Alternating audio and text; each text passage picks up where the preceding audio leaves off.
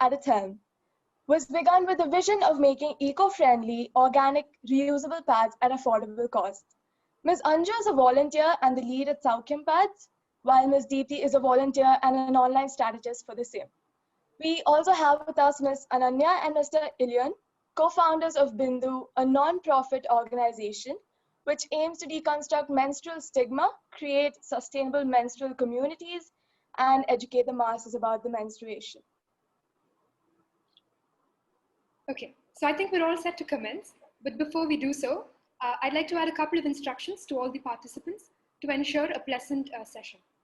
Firstly, all participants are required to mute their microphones during the panel discussion. If the participants have any questions that they would like to be answered by the panelists, they are welcome to post it on the chat box. Without any further ado, let's get started. We'd like to start off by looking a little at why it is indispensable to talk about menstruation. Anju ma'am, could you tell us a little bit about the prevalent conceptions around menstruation in the country?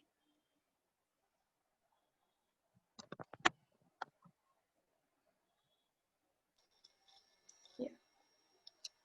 Sure, Smriti. Am I audible? Yes, you are. Yeah.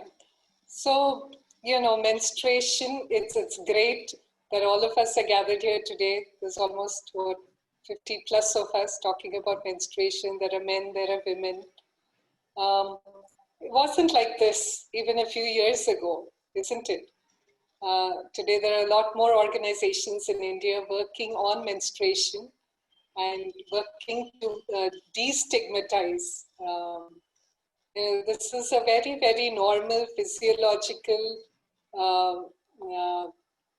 It's the body's biology, and half of the world's population menstruates. If menstruation weren't there, perhaps humanity wouldn't be possible. Not perhaps, humanity would not be possible, isn't it? So it's because women menstruate that we give birth. Amma likes to remind us that every single man in the world has been given birth to by a woman.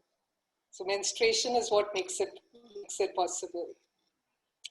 So you asked about the conception of menstruation all around the country.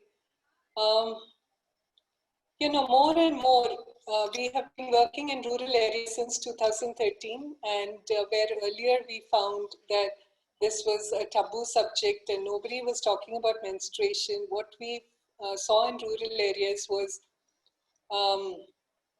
a lot of the health problems of women, a lot of education-related challenges that girls face.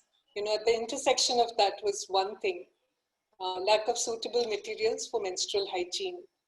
And but nobody talked about it. There was nothing published that you could say this was what we were finding. This wasn't there in any kind. It wasn't there in scientific literature. It wasn't there in popular literature.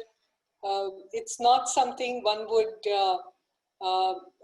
It wasn't widely acknowledged for the big problem that it was. That's not the case now. Things have changed so much. Some of the taboos are starting to be broken. And with conversations like these, with initiatives like these, you guys have done an amazing job pulling so many people together to discuss on these topics. So it's becoming less and less of a taboo.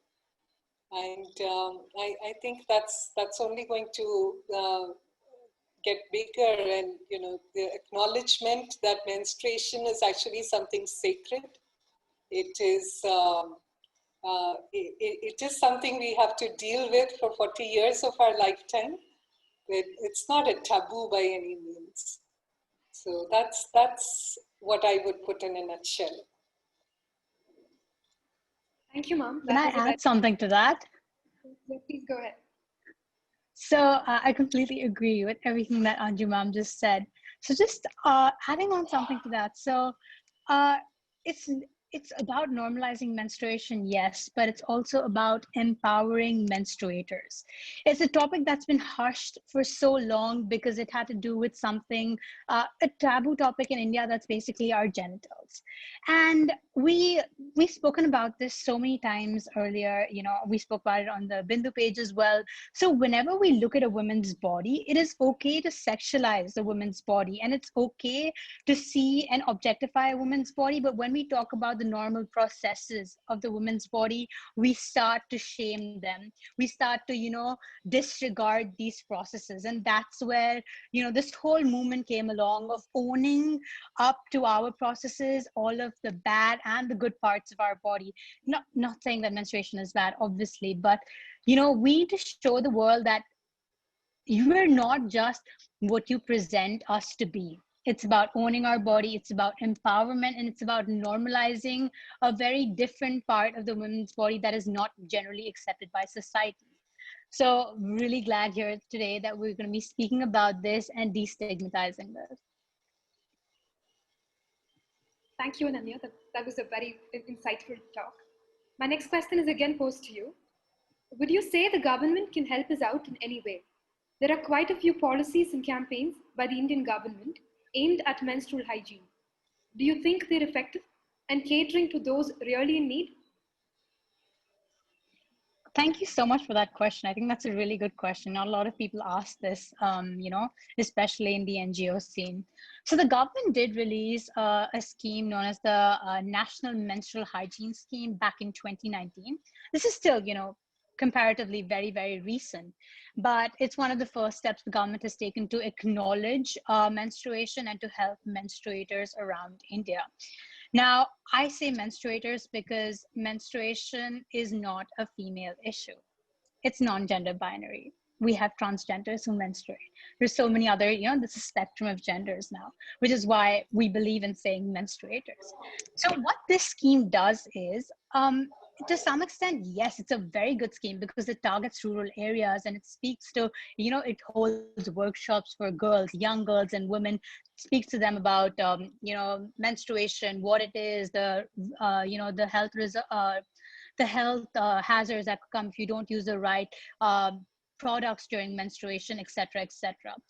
But there are a few things that are wrong with such schemes. Not only governments, but this was like a national scheme, obviously, but other NGOs as well run such schemes. What they do is they target only young girls, and they try to educate them about menstruation, they try to make them aware, or they only target women. Now, that's where most governments and most NGOs are going wrong.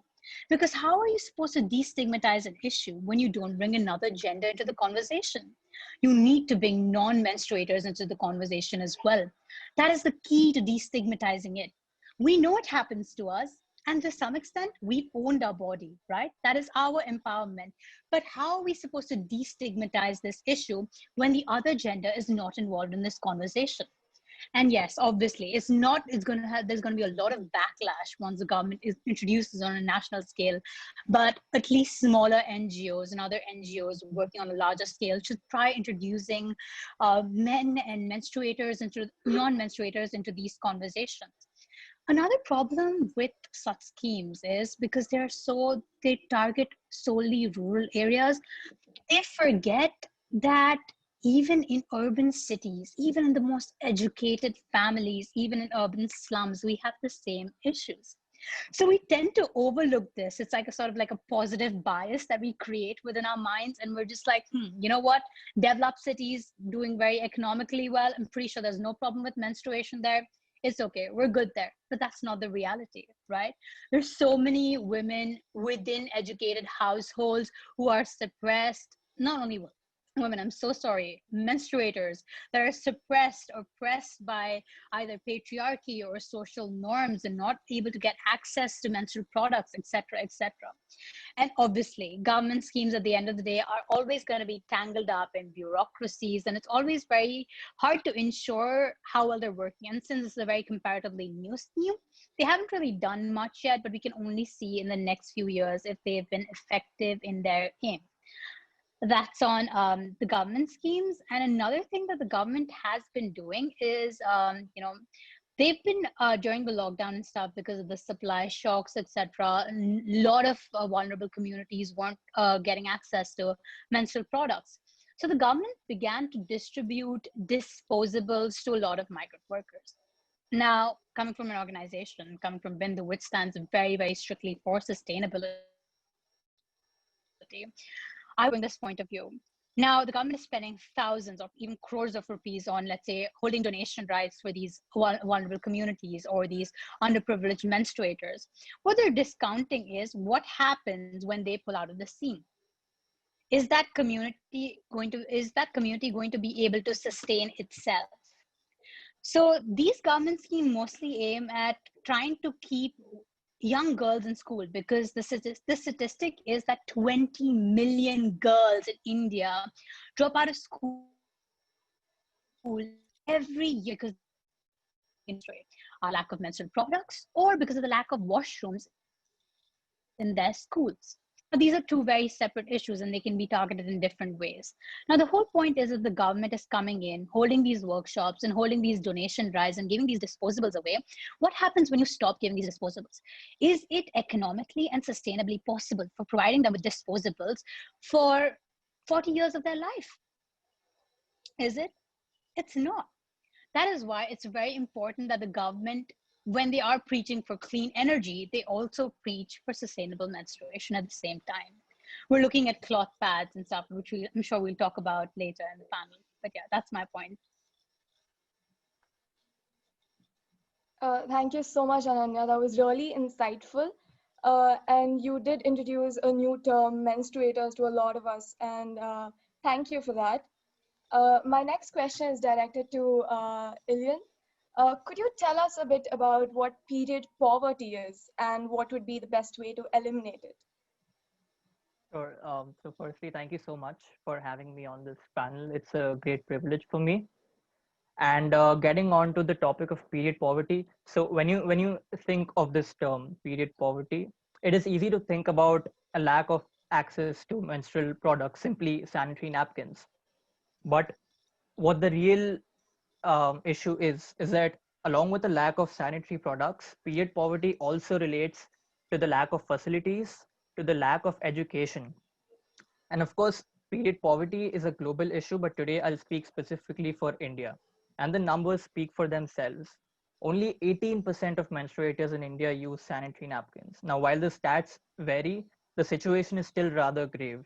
And in one of the studies on 1 lakh girls, only 50,000 knew about menstruation until their first period. Now, this shows 50%, but estimates go up to more than 70% of menstruators who don't know what it is until they get their first period, which is really problematic. And as Ananya said, more than 20 million girls in India drop out of school annually because of lack of menstrual hygiene management facilities, and many more miss roughly 5 days of school every month, which is a great issue in their educational process. Now, these facts show that the problem isn't menstruation. Menstruation is a completely natural process, as we all know. But the problem is really in the way our society ignores, stigmatizes, and doesn't prioritize menstrual hygiene and education. And so I think that the very first step towards tackling period poverty is to really destroy all these taboos and normalize this natural process. Now, then comes the government role. So the government, I think, plays a very unique role, since they can execute actions on scale and they can mobilize a number of organizations, companies, and individuals. And as Ananya said, there have been schemes like the National Menstrual Hygiene Scheme, and they sell disposable pads at subsidized rates. However, there was a study which showed that although 80% of menstruators were aware of sanitary napkins, a mere 30% actually used them. And this was because there was no proper education and there was no proper training.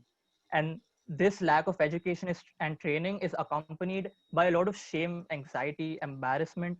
It's viewed as something very negative and something to be very fearful about. And even within families that are that they can borderline afford menstrual hygiene, they do not buy period products because they do not prioritize it as an essential health need. It is seen as a luxury rather than a necessity. But then I think it's not fair to only blame the government. It is also the role of the corporate sector, the entertainment and media industry, and most importantly, the civil society, the general populace, or the Aam Janta, as we like to call it. And when we all join forces in this fight, that's when we really start tackling period poverty. And people do not only have to do so by joining institutions like Bindu or Girl Up. Even small actions on a personal level can lead to a big change. For example, you ensure your house help has access to safe and hygienic menstrual hygiene management. Then you can have conversations with friends and family, especially with non-menstruators, about period poverty and menstruation. And all of these small steps really build up to a big change. So at the end, I would like to say that unless and until all menstruators can menstruate safely, sustainably, hygienically, and in a dignified manner without any shame and embarrassment, period poverty will not be eliminated. I know it is tough, but it is achievable. And when we all join forces, it is genuinely achievable. Yes. Thank you, Iliyan. My next question is posed to Ms. Deepthi. Can you tell us why we should switch to sustainable pads? How does it take us forward? Hi everybody, thank you for having me here. It's really nice to see you all girls interested in this topic, and so glad I'm here. So let me answer that question. So that's a very good question. You need to understand about the disposable pads first. So the disposable pads are produced with the help of trees. So even though they look like they're made of plastic, actually the absorbent inside the disposable pads are made from tree pulp. So what happens is you cut down a large quantity of trees to produce these pads. Now the problem does not stop there. After you use these pads, you throw it away, and each of these sanitary pads take almost 500 to 800 years to actually decompose. So that is much longer than the number of days you actually live. So imagine the amount of people who are menstruating and the amount of pads that get disposed into all these dumps, right? That's a huge volume. And not only that, in countries like India, our waste management itself is not proper. It's in a very niche stage. Things are not being done properly. So as a result, they start polluting a lot of water bodies. When they start burning, they pollute the air. So it causes a lot of problems, inherent problems. That is one aspect of using a disposable pad. But the second aspect is that these disposable pads are made from mostly from a lot of chemicals. So, and these chemicals are not good for your health, for anybody, any of the women's health. So the WHO in their site has actually told that the dioxins that you have in all these disposable pads are actually carcinogenic. So it is cancerous. So considering these two aspects, we have to go in for an alternative. So that is when the sustainable pads come into play. So you as a person, as you know, as everybody else said, are responsible for your health, and at the same time you as an individual are responsible for the world as well. So given the amount of climate change that is happening and all the natural disasters that is coming in, it is really important that you make a change. So that's how our sustainable pads come into play, and we need to switch to these pads, and these pads do not cause any health issues. We do not produce so much of waste. They can be decomposed faster. So it's good not just for yourself but also for the health, and it's also economically viable for a lot of people. It's not as expensive as the disposable pads as well. So that it's important that you make a change right now to help yourself as well as the world. Thank you, Deepthi. You did speak about the economicity of organic pads, but I was wondering if we could have a little bit more insight about that. Anju ma'am, would you like to enlighten us? on the basis of economicity, are the regular sanitary pads on the same cost line as their organic counterparts? Cheers, Purti. Let me ask you a question. On an average, how much do we spend on disposable pads every month? I recently searched it up. A stay-free packet of 50 pads costs 400, I think. I'm not sure. Okay. Not 4. I'm not sure though. That's probably a lot more. No, that's good. You're not going to use that entire package in 1 month though. Yeah. The average expense, does anybody else want to volunteer? Shravanti? It's at 2,000 rupees annually. Okay. Okay. Let's take the number 100. So if it's 2,000 rupees annually, it's more than that, but let's take 100. 100 is easy to do the calculations with. And the ballpark figure may be anywhere between 100 to 200, as Spurti said, as you're mentioning too. So this adds up to a year's worth of, if you're taking 100, then it's 1,200. And of course, if you're buying more expensive brands, then it even goes up to 2,000 rupees. Over the 40 years that we're menstruating, how much does that add up to? If it's 2,000 times 40 is 80,000, isn't it? 80,000, yeah. Little short than 1 lakh rupees. So we don't realize it because it's month after month. But if you calculate, if you do the math, if you add them all up, you're spending a lot of money on a product that is not good for the environment and not so good for our bodies also. Would you agree with this? Yeah, definitely. So reusable products, Bindu also works with reusable products, and we're talking about the government distributing disposable pads. So we have tried to reach out to the government. There are 40 plus organizations in India today that are making reusable products. A lot of them make reusable pads, and a few of them make menstrual cups. There's a lot of demand for these products. I know that the government is considering introducing them as well. Reusable products, maybe 10 years ago, you couldn't buy them in India, or you couldn't buy an Indian brand. And now, things have changed so much in a short span of time that there are so many products, so many choices available to people. So as the government learn about these, a lot of people think that disposable pads are the only option that are out there. A lot of people, have no idea about reusable products.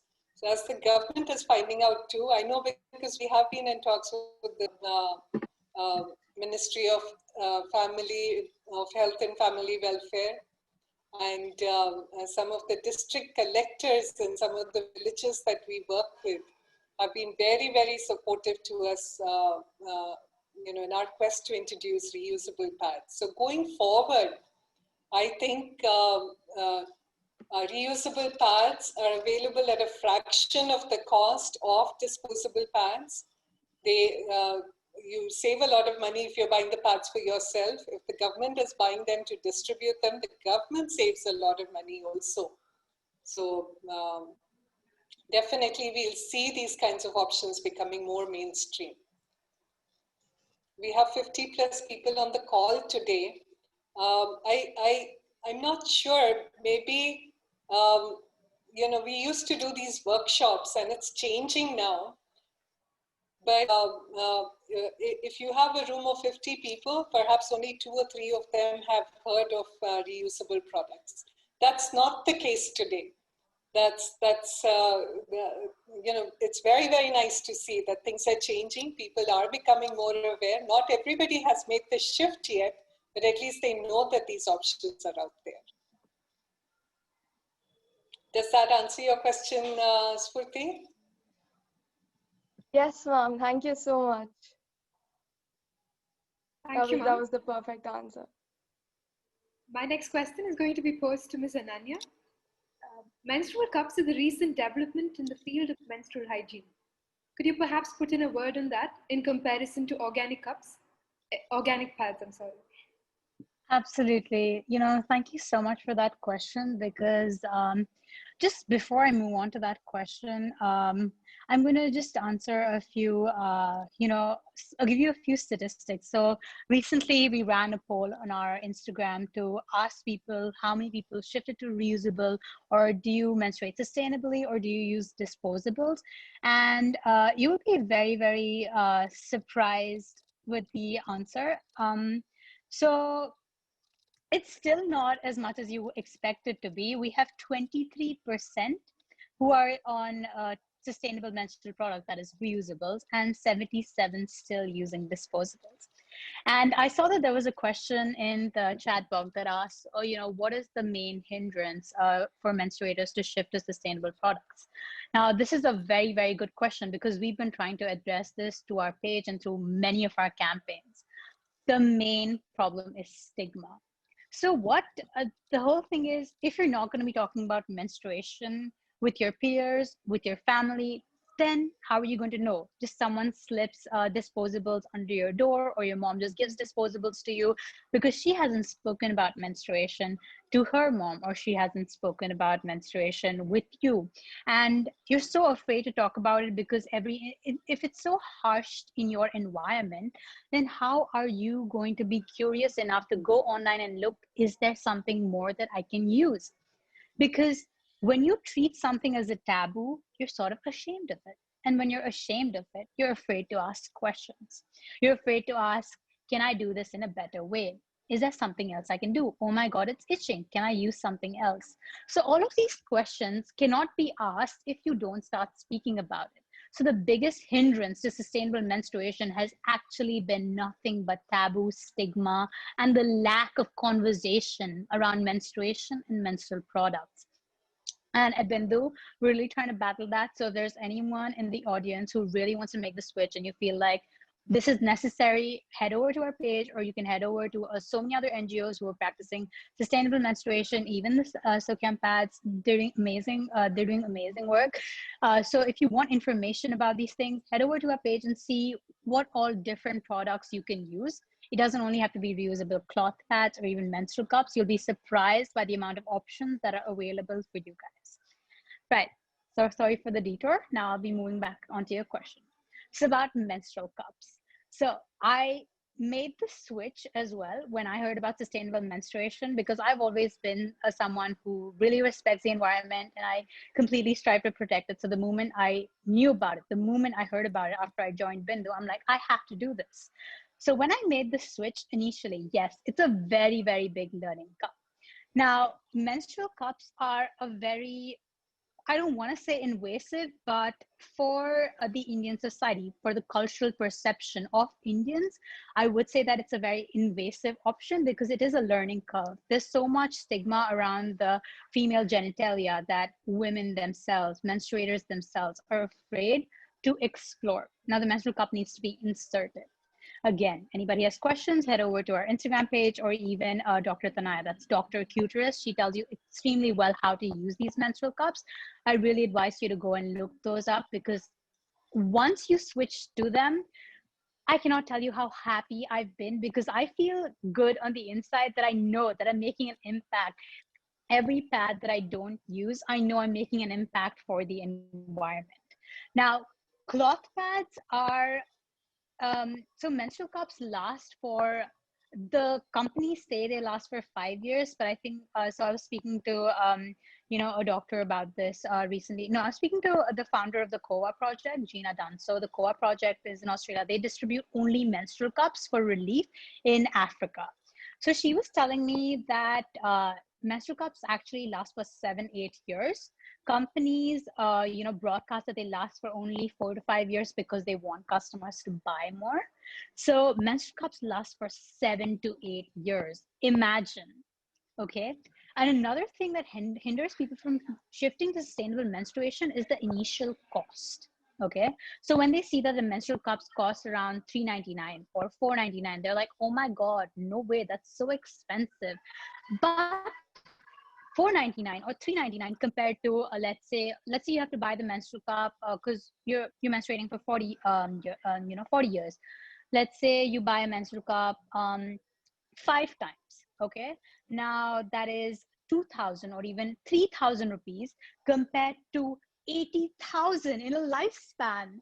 Like, do you see the difference? It's so huge, right?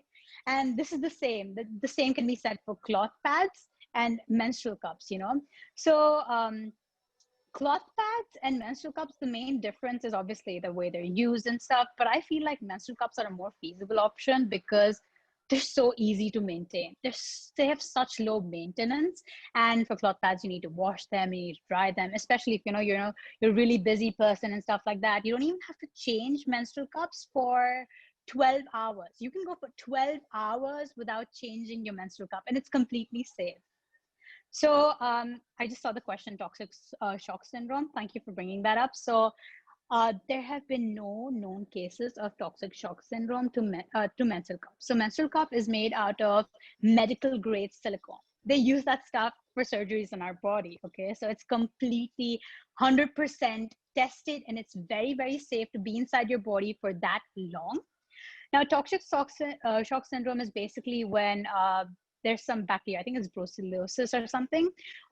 When that bacteria gets inside our body in the deep, basically arteries or veins, the bloodstream of our body, and that bacteria starts to shut our organs down. So that's a really, really scary thing, and it's very, very fatal. But that doesn't happen in menstrual cups because it doesn't create an environment for the bacteria to flourish.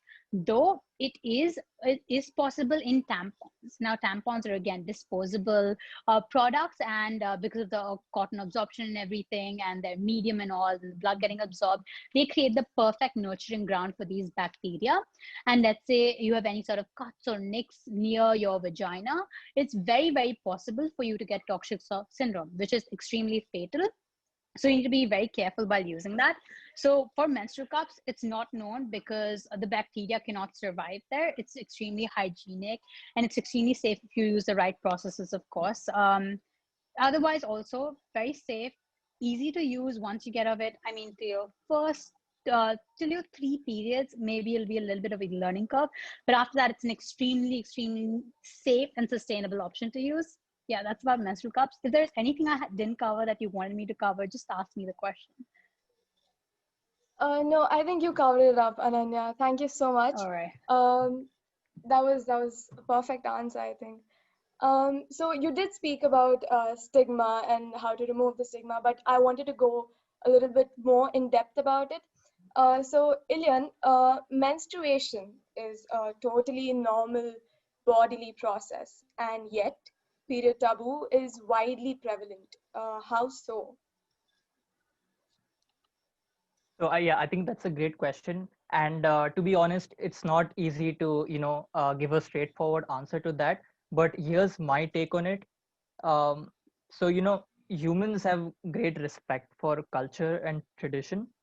And we've been following rituals, our religions, traditions for millennia to come. But some cultures and traditions do not stem from completely logical roots, and they might not necessarily be harmless. Now, for example, patriarchy. I know it's a social structure, but in many ways, it is also like a cultural thing. People automatically assume in many situations that patriarchy is the norm, and it is evolved as a result of history, but then it is problematic because it diminishes the autonomy of women. And today there are people who are raising their voices.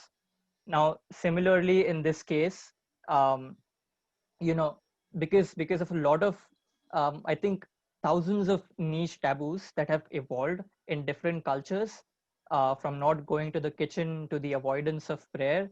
I think this has happened because the world earlier was not connected.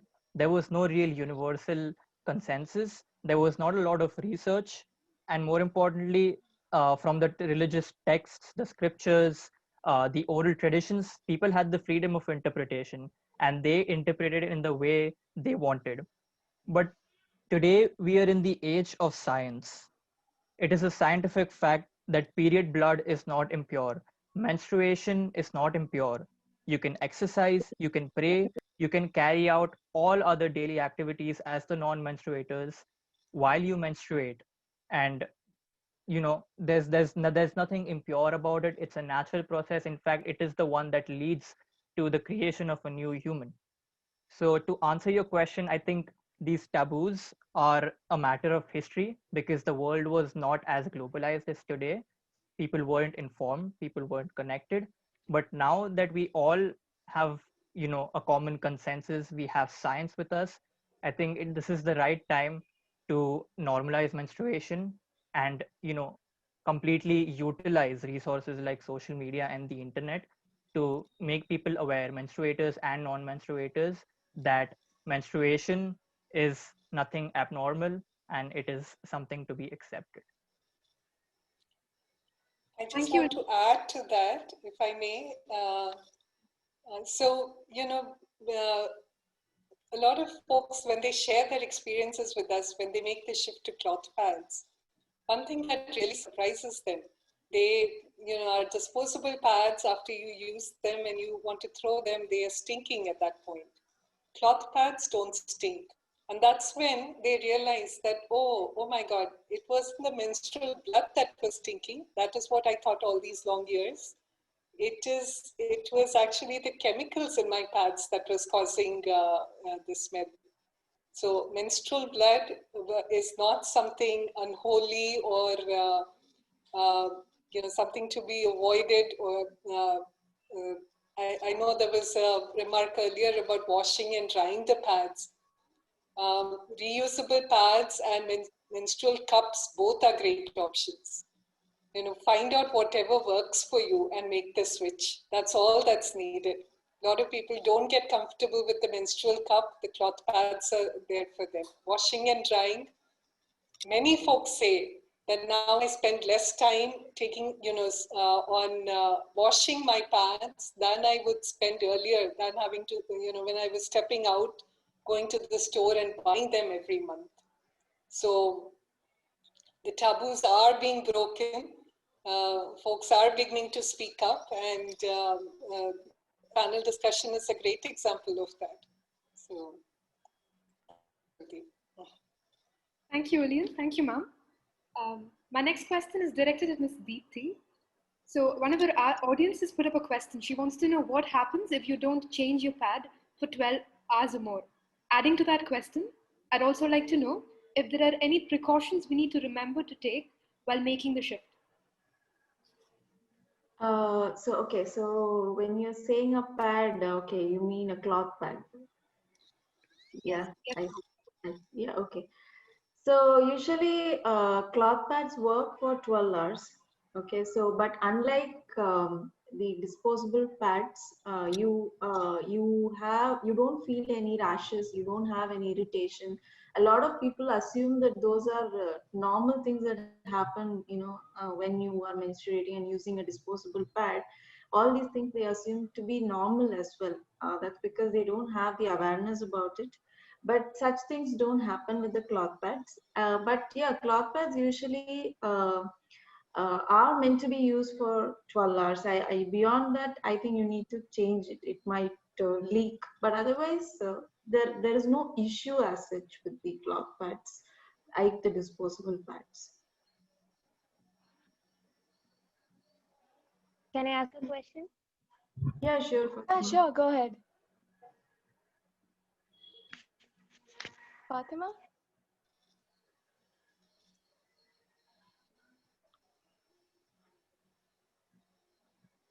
Fatima, are you there?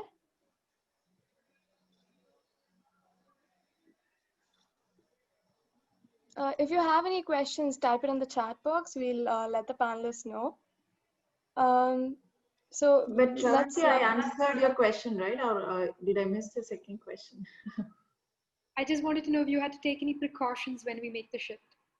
Yeah, so different pads work for you? Well, there are different cloth pads, different brands of cloth pads. And like she said, we have menstrual cups. So each of which works for you in different ways. And people have different types of flows, heavy flow, light flow, and all those, different ways. So you need to find which pad best suits for you on each day.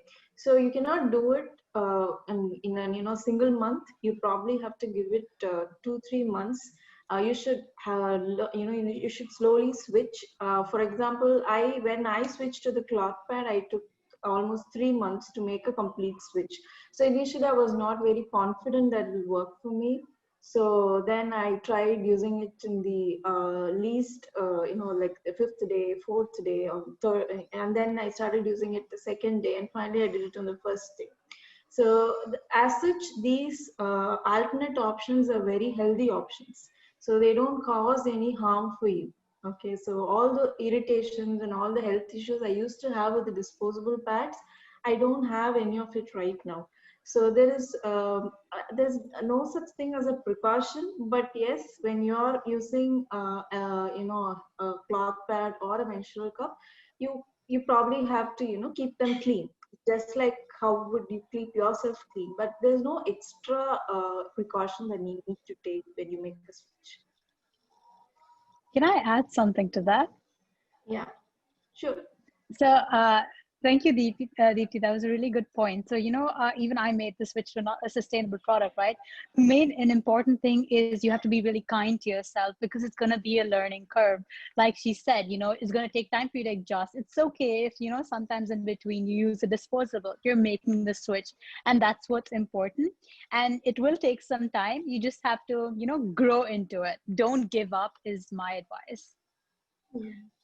You need to get used to it. You're so used to the disposable pads, using it, throwing it away. You have to understand how these alternate product works for you. Everybody is different, everybody is unique, and everybody needs a little different. So what works for one person may not work for you, but there is definitely a product out there which works best for you. That I'm really sure of.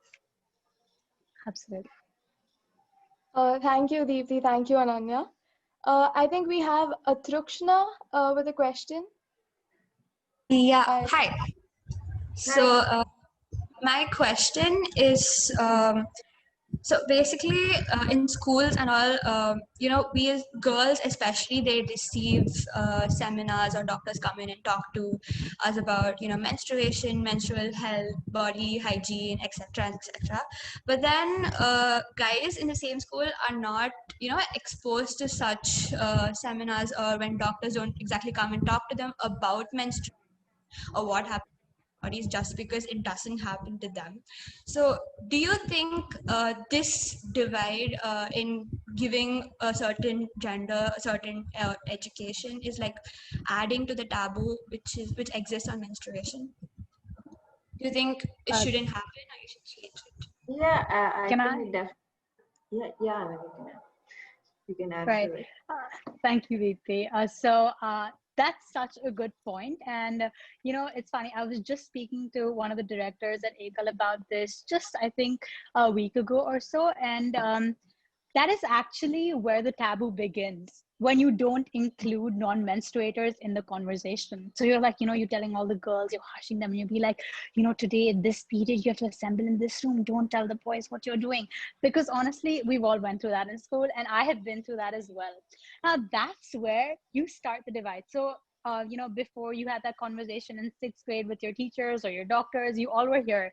But the moment that happens, you're suddenly like, oops, this is the divide now, because your body you cannot tell others about your body. This is not a normal process, etc., etc.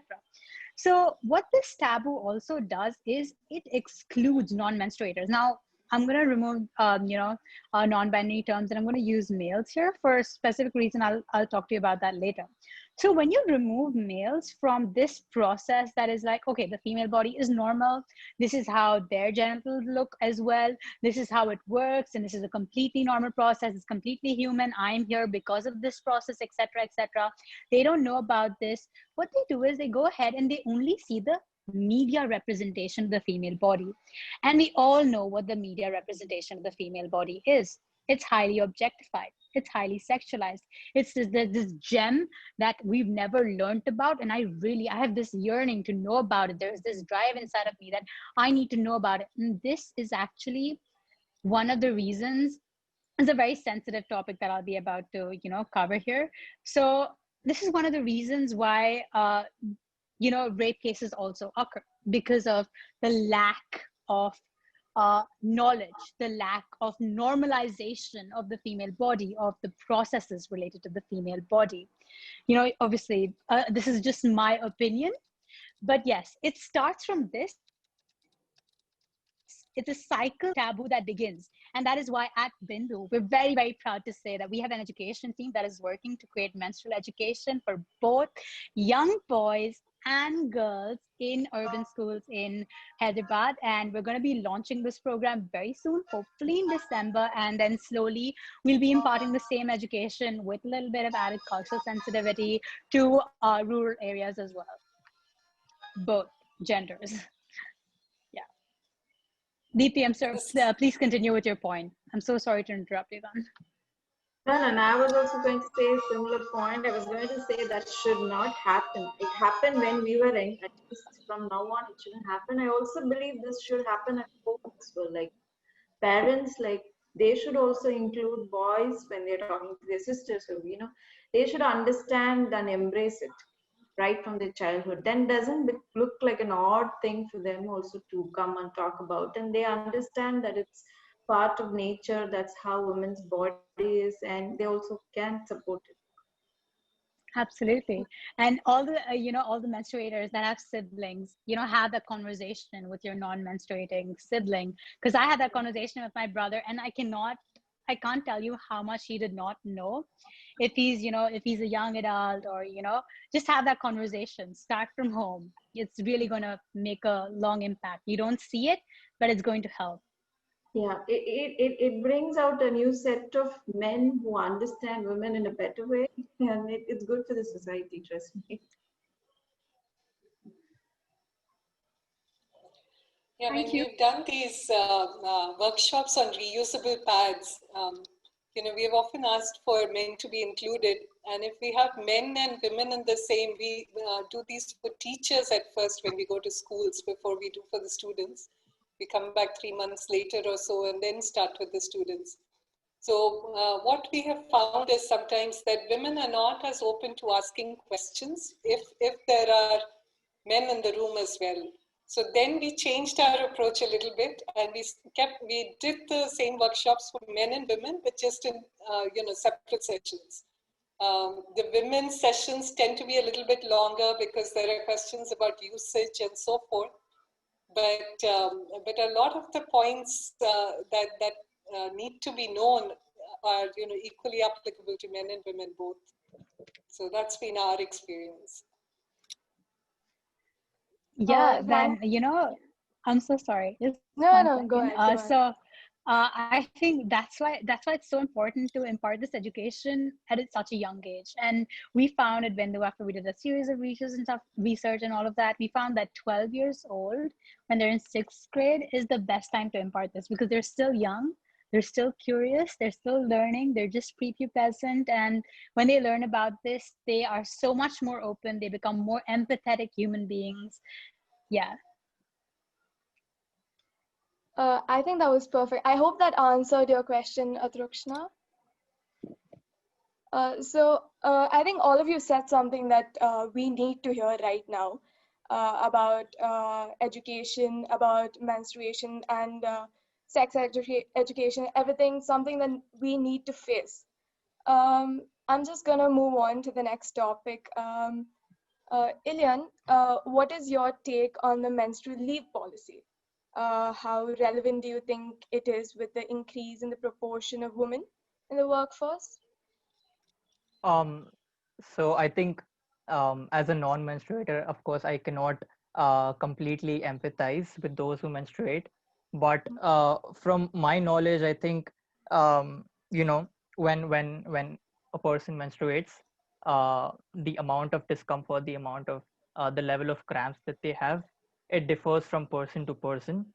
And I think it is kind of unfair to expect people to work at their complete efficiency and for long hours when they are menstruating. So I think recently when Zomato became the first major company to introduce period leaves, I think that was a great stride, and it really marked a milestone in menstrual equity and female rights in general. And I think I completely support it, and I really feel like you know women should have the choice of taking a leave when they menstruate, because we all know how much menstruators have to bear. So yes, I think I'm completely in uh, agreement with this, and more companies should follow suit.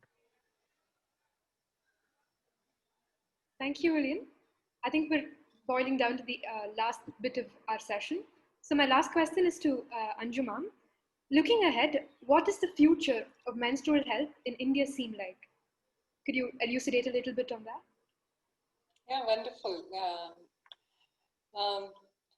We talked about period leave. So we have maternity leaves. Almost all organizations offer that. But perhaps a few decades ago, it wasn't that common. Going forward, perhaps period leave will become just as common as maternity leave is. We can hope for that day to come soon.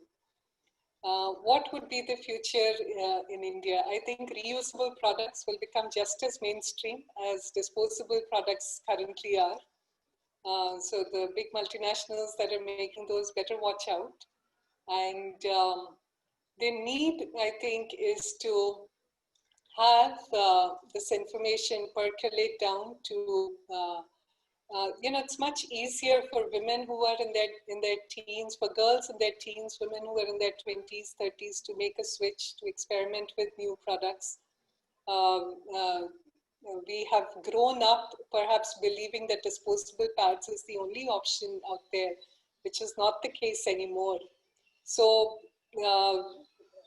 mothers introducing reusable products to their daughters when the daughters first begin menstruating. And if for some reason that doesn't happen, then the daughters have the information at their fingertips, either through their schools or through their peers, their peer network. They know of folks who are using reusable products, and they feel free to ask them of their experiences. That word of mouth is a very, very strong equalizer and can help get the word around so quickly. I hope that everybody at your clubs, both of your clubs, makes the resolve to shift to reusable products. It is indeed a little bit of a learning curve. You're making a new habit. As with any new habit, any good habit, give yourself 2 to 3 months, and your body will thank you. You'll have something that's good for the rest of your life. So the future is very bright. Use once and throw products, whether they are disposable pads, whether they are, we hear a lot about disposable straws or cups or plates or plastic bags, and how we don't want to be using those. Disposable pads are in the same category. Use once and throw products can never be sustainable. The earth cannot support, the needs of folks who want to keep using those. So I think they will be phased out. We will be forced to phase them out if we don't phase them out ourselves sooner. So I hope everybody on this call checks out reusable products, makes the shift, and so lovely talking to all of you. Thank you, Anju ma'am. Thanks a lot. There's a question in the chat box. In India, 70% of all reproductive diseases are caused by poor menstrual hygiene. Sorry. Furthermore, only 20% girls actually know the importance of menstrual hygiene. So how can we, as students, do large-scale awareness? Can you suggest an active plan of action? Yeah, you're so right. When we started working in rural areas at first, and that's how we started making reusable pads. We what we found was, a lot of the health problems of women would go away if this one factor was addressed. How can you help? There are so many ways to help. Now that we're doing things online, it's so much easier. So just last week, we had collaborated with two organizations, one from Tamil Nadu and one from Rajasthan. And they're both working with rural women. So the Rajasthan organization had all of the women it's working with, all of them were wearing masks and sitting, observing the social distancing norms and sitting a little apart. But they were all watching on one screen as we did a workshop on sustainable menstruation. They, of course, had never heard of cloth pads. A few were using disposable pads. Cloth pads are very, very different from using cloth. Cloth, it is a nightmare perhaps to wash and get it clean. Cloth pads are not like that. Cloth pads are designed to be washed and dried, and they are just as convenient as disposable pads. They don't stain. So all of this information, when it was shared with them, almost, I would say, 90% of the folks who were attending wanted to make a shift. The second workshop was with women in Tamil Nadu, and these were rural women also. They did have their own mobile phones, so they had logged in that way. And again, it was in Tamil. We had a translator. So help us do these kinds of awareness workshops. The Tamil Nadu workshop, in fact, was very near Coimbatore. So if some of the women are making a shift, hand-holding them for the first 3 months, encouraging them to keep at it, these are some things that we can do. If we ourselves have made the shift, if we are ourselves convinced that this is the way to go, isn't it? So I hope I answered the question, and anybody wants to add, Ananya, Deepthi, Iliyan? Yeah, this awareness needs to be brought about not just among the young, but also people who are old and who are so into the disposable pads. A lot of my colleagues don't know that there are alternate options. Even myself, I didn't know about these. Like just 3 years back, I came to know that we have other options. I wanted to switch, but I didn't know that there were other options. So it's important first to bring in the awareness. One thing is you need to tell all of them how bad disposable pads are for your health. And two, you need to make them understand that we have alternate options. And three, you need to tell them that they are good as disposable pads. But for that, you need to first make the switch, like how Anju ma'am had suggested. You need to try it, you need to understand, and then you can convince others also to follow your path.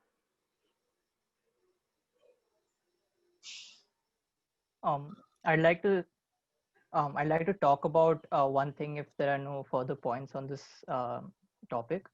I know we've discussed the role of men, or to be more inclusive, non-menstruators in our fight against period poverty and period stigma. But I want to reinforce the fact that non-menstruators constitute roughly 50% of humanity. So to all the non-menstruators watching this panel, whether now or later, I want to request you, I want to appeal to you that please do step into this movement and please support those who are fighting very hard against period poverty and against period stigmas. Personally, I never spoke about menstruation with my mother until I was 17 years old. And by the way, that was when I co-founded Bindu. And that's why I spoke to her about how I want to, start this organization and everything. And as a child, I was always so confused. I saw these advertisements with blue liquid on pads. I knew terms like periods and pads, but I really never understood what it was until I attended my biology lessons. And I know this is very anecdotal, but it really shows a lot about our society as a whole. Now, let alone rural communities, even in urban communities, there is so much hush around menstruation. And when you come to rural communities, if you watch the Oscar-winning documentary Period End of Sentence, you will see that men even don't even know what the word period means. They don't know what it is at all. And those who do, they'll say that it is a disease. So I just want to say, all the parents who are watching this, please educate your children, regardless of their gender, about menstruation and what role it plays. To all the educators watching this, please try to incorporate menstrual education, sexual education in schools or wherever you teach. And again, to all the non-menstruators, as the UNFPA likes to phrase it, menstruation is not a girl's or a women's issue. It is a human rights issue. Non-menstruators constitute 50% of humanity, and if you don't join us in this fight, we will not really be able to achieve our goal. We will not be able to eliminate stigma, and we will not be able to promote human rights. So yes, that was just a short appeal. Thank you. I think that was a perfect way to bring our session to an end. Thank you, Iliyan. That was absolutely perfect. I just want to open the platform for the audience to questions. If anyone has any questions, raise your hand, unmute yourself. You can ask your questions now. We have a little bit of time.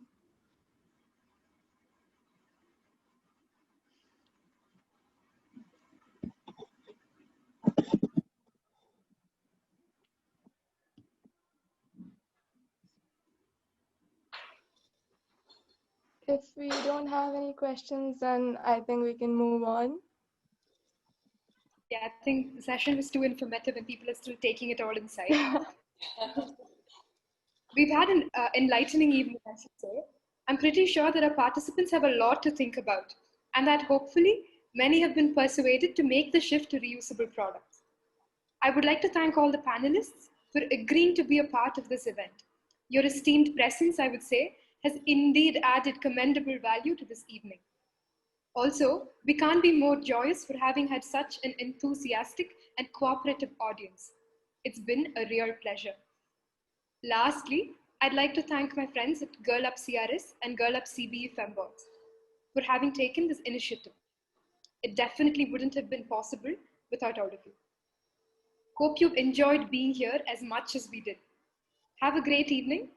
I think it's time to say goodbye.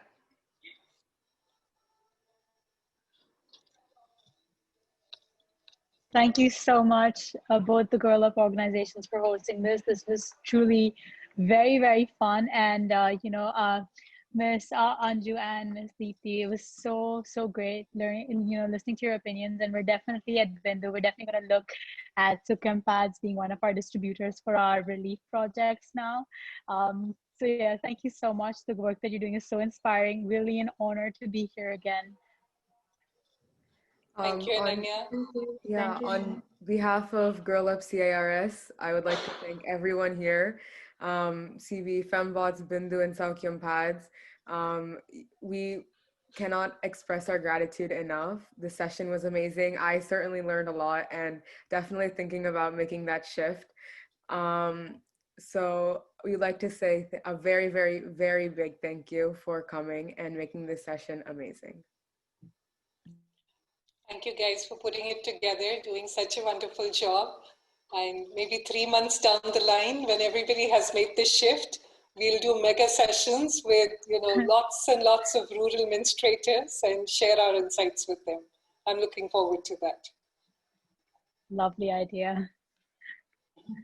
Thank you all for having this session. It's really thoughtful that you guys thought about it all this, and great to see young girls coming out and talking about it and making this shift. So that will be a big inspiration for a lot of people. Trust me, you can be a trendsetters. And thank you so much for bringing such a diverse panel here. People from different geographic locations, people of different expertise, people of different genders, ages. It's been so insightful to have such amazing people here, and I really personally learned a lot from the session. So thank you so much for organizing this. Thank you, Iliyan. Thank you for being a part of this, and very nice to see your contribution, your energy. Thank you. Thank you so much. On behalf of Girl Up Fembots, I would really like to thank all the panelists. I would really like to thank Girl Up CRS for giving us this amazing opportunity to be here. It's been a wonderful session and I cannot express enough. I haven't made the shift, but I'm really encouraged to make the shift immediately right after the session. So thank you everyone. Thank you so much. And I really hope everyone who are here are going to make the shift. It's going to be absolutely wonderful if we can all take a step forward for the environment and for ourselves. All right, with that, we have a good night, have a good rest of the evening. I request the Fembots and the CIRS team to stay back. But other than that, thank you guys so much. And once again, have a good day. And we sincerely hope that this session has brought you some clarity and depth into your own lives. Bye, guys. Good night. Bye-bye.